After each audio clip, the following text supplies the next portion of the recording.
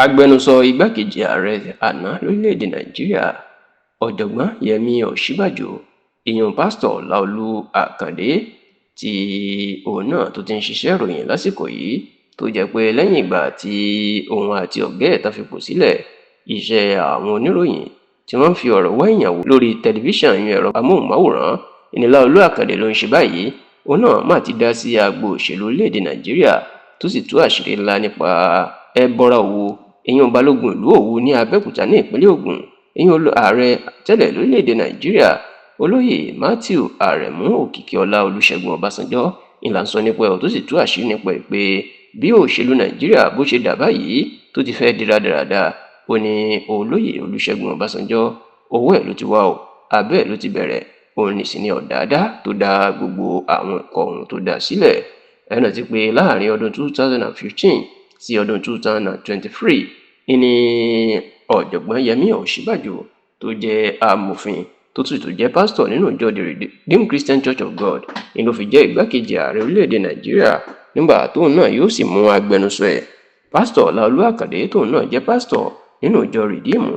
ni bàbá náà ló mú gẹ́gẹ́ bí agbẹnusọ ẹ̀ tó sì jẹ́ pé ní kété tí Ọ̀jọ̀gbọ́n Yẹmí Ọ̀ṣínbàjò tó kúrò ní ipò igbákejì ààrẹ orílẹ̀-èdè Nàìjíríà ní ipò Pásítọ̀ Láolú Àkàndé náà tán ní iléeṣẹ́ ààrẹ gẹ́gẹ́ bí agbẹnusọ Ọ̀ṣínbàjò tó sì jẹ́ pé lẹ́yìn ìgbà náà ní Pásítọ̀ Láolú Àkàndé ló kéde wípé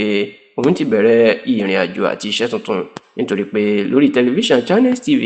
òun yóò bẹ̀rẹ̀ ètò níbi tóun yóò ti máa gbé àwọn olóṣèlú àti àwọn èèyàn pàtàkì wá láwùjọ láti máa fi ọ̀rọ̀ wá wọn lẹ́nu wò, tóun yóò sì tún máa sọ̀rọ̀ tóun yóò máa dá sí àwọn òṣèlú pẹ̀lú oríṣiríṣi nǹkan tó ń lọ lórílẹ̀‐èdè Nàìjíríà. Ṣá o, lọ́sẹ̀ tó kọjá ní Láolú Àkàndé sọ̀rọ̀ lórí bí iléeṣẹ́ ààrẹ pàápàá àwọn ààrẹ bí wọ́n ṣe máa ń jẹ gàbá lórí àwọn alága ẹgbẹ́ òṣèlú wọn tó jẹ́ pé wọ́n máa pàṣẹ fún alága ẹgbẹ́ òṣèlú láti ṣe nǹkan tó bá fẹ́ ni. Ó ní kì í ṣe orí Tinubu àbẹ́nikẹ́ni ló ti bẹ̀rẹ̀, ó ní láyé Ọbásanjọ́ lásìkò tó wá di ààrẹ alágbádá lọ́dún 1999 sọ́dún 2007 ló dá gbogbo eléyìí sílẹ̀.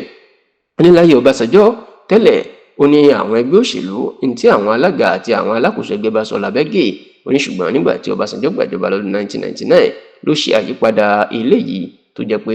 níṣẹ́ ló máa ń darí alága ẹgbẹ́ bó ṣe wù ú tí ó sì máa pàṣẹ láì fi ti àwọn alága ṣe. Kódà ó ní